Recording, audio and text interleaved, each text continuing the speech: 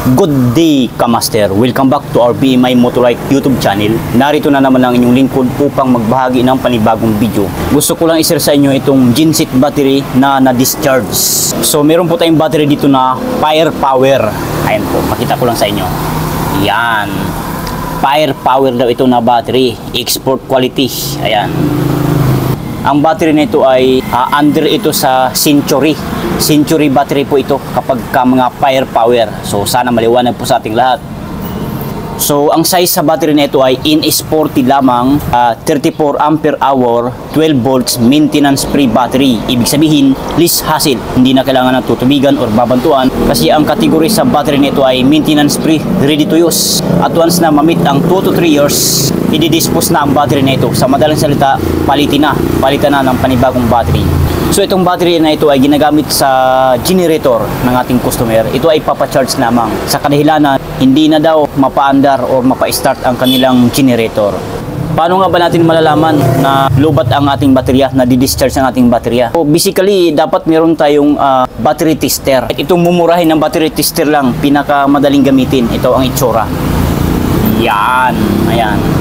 Sa mga nagtatanong kung saan po natin ito mabibili, marami po ito sa TikTok, Shopee at saka Lazada. I-search nyo lang doon battery tester. Pero make sure na ganito ha. Pero nasa sa inyo pa rin ang desisyon kung saan yung bibilhin nyo. Iba-iba naman tayo ng gusto, hindi man tayo pare-parehas. Diba? Tama? So ako, itong binili ko kasi madali siyang gamitin. Nasa sa inyo kung ito rin ang bilhin nyo, okay lang, walang problema. So ikakabit lamang natin dito sa sa positive itong kulay pula na alligator clip. Yan. Ito naman kulay itim, yan ang ikakabit sa negative, sa ground baga. So, as you can see, Kamaster, kung makikita at mapapansin natin, 12.4 volt lang ang reading sa voltahe ng battery nito. So, ibig sabihin, kulang po ng karga yan. Hindi siya full charge. Nakalagay naman po dito, kulay dilaw ang light indicator ng ating battery tester. Medium nakalagay dito. Ibig sabihin po, slightly discharged ang nasabing battery. Hindi siya full charge. Hindi rin siya gaanong lubat. Slightly discharged nga po. So, ayan. So, tanggalin na natin.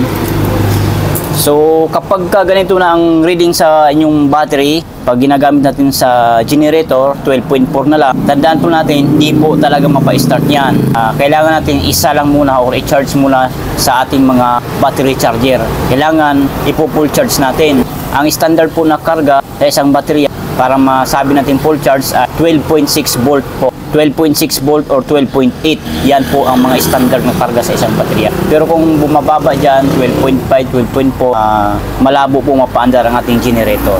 So quick tips or tutorial lang naman ito, hindi mahaba ang ating video, maiksi lang. So sinishare ko lang para magkaroon tayo ng idea. Baka kasi ang iba magtakay, sasabihin, katulad na lamang nito, bago-bago niyan kabibili lang yun nakaraang linggo Bakit ganun, hindi na mapaandar ang ating generator? Yun na nga po ang sinasabi ko, lubat lamang po ang ating battery. Kumbaga discharge, kulang lamang sa karga, kulang sa charge. Hindi po siya sira. Baka kasi isipin nyo sira. No, hindi po sira ang ating battery. Lubat lamang po kapag ganito. So yun lang. Maraming salamat sa inyong panonood and huwag kalimutan mag-subscribe sa ating YouTube channel BMI Motolite. Bye!